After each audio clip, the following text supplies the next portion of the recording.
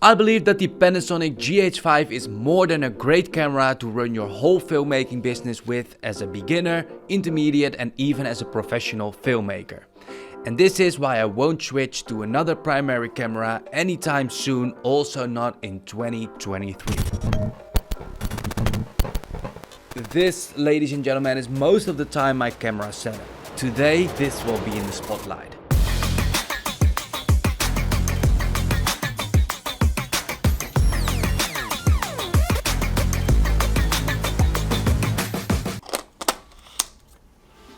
This is the GH4 and it is the camera I started my filmmaking business with. After that I bought the GH5 and sometimes I shoot with Sony, with the A7 series or Canon, but I do 90% of my filmmaking business with the GH5. So in this video I will show you why and why it is also a great option for you. Money is probably a reason that a lot of people considering this camera. It came out in 2017. It went for sale for around $2,000, but it dropped since then with 50% for around $1,000. And yes, there is a Mark II now and also a GH5S, but the original GH5 is still for sale, new in the box. And for that price you get all the specs you need to run your filmmaking business. But before we talk about specs, let me show you some underrated things which I really love in this camera. And that is how user-friendly this camera is. It has a really easy to use menu. You can set your own favorite items in a separate menu.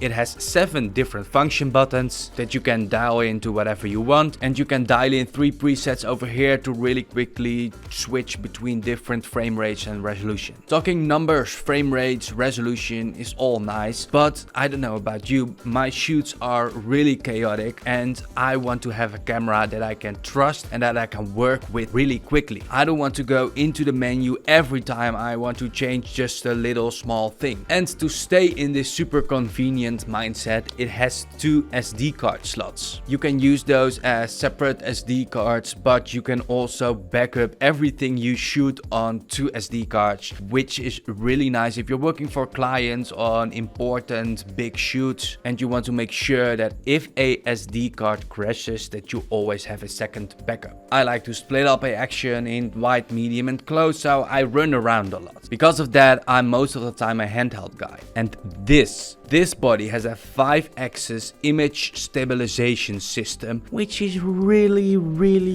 nice. It helps me to get my shots from this to this. Also the reason why the GH5S will never be an option for me. It does not have that. And I'm so used to it that I almost always forget how useful it is until I use another camera without it. And last but not least, the battery life. It's pretty good. A couple of small things that I found out were a big difference when I really used the camera instead of only reviewing it.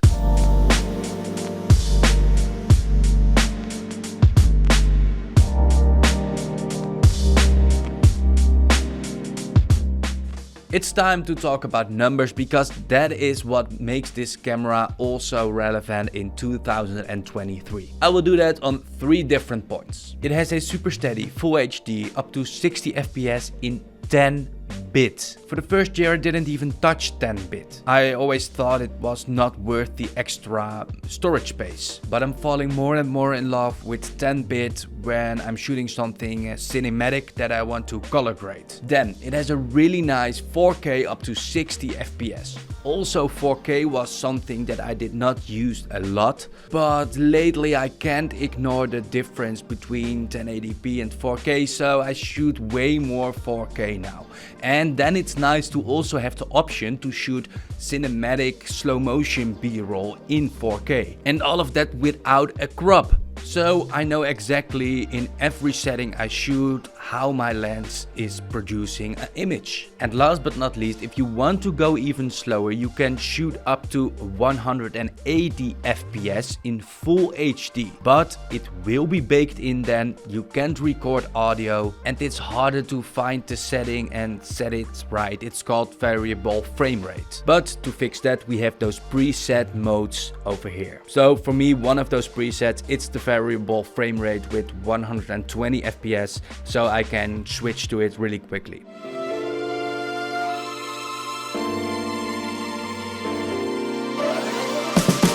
So why would I ever want another camera? Nothing is perfect, guys. So what's wrong? First of all, the autofocus sucks. With some lenses it's okay, but the continuous autofocus, so when it follows your subject when it's moving, it really sucks. I even turned it off. Then the photo capabilities. If you take your time, you really can shoot a good photo with this camera. But overall, it's not a photo first camera.